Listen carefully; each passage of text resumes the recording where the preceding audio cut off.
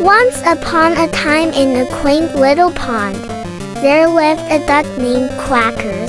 Quackers was not your ordinary duck. He was quite silly indeed.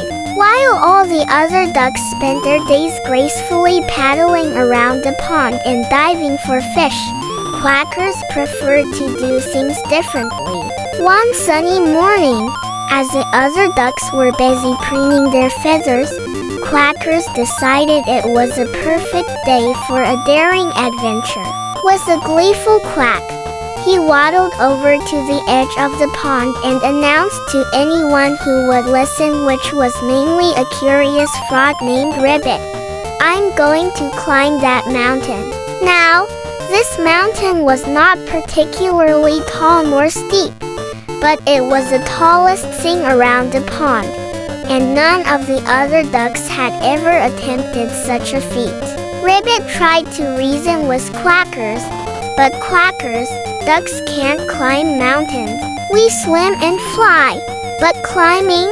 Quackers just winked and replied, "But I'm not just any duck. I'm a silly duck with big dreams." And with that, he started up the gentle slope of the mountain, his webbed feet slipping a bit on the loose gravel. As Quackers made his way up, he encountered all sorts of challenges. His wings weren't quite meant for climbing, and there were rocks to dodge and bushes to maneuver around. But Quackers was undeterred. He quacked cheerful songs to himself and occasionally stopped to nibble on a particularly tasty-looking plant. Meanwhile, back at the pond, the other ducks had gathered to watch Quackers' progress. They couldn't believe their eyes. "What is that silly duck doing?" one asked, flapping her wings in disbelief. "He's climbing a mountain," Ribbit exclaimed proudly, puffing out his chest. As the day wore on, Quackers finally reached the summit. From the top, he could see the entire pond spread out below him, shimmering in the afternoon sun. He let out a triumphant quack that echoed across the valley.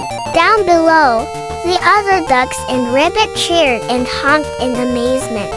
Quackers did it! He climbed the mountain. From that day on, Quackers became a legend in the pond.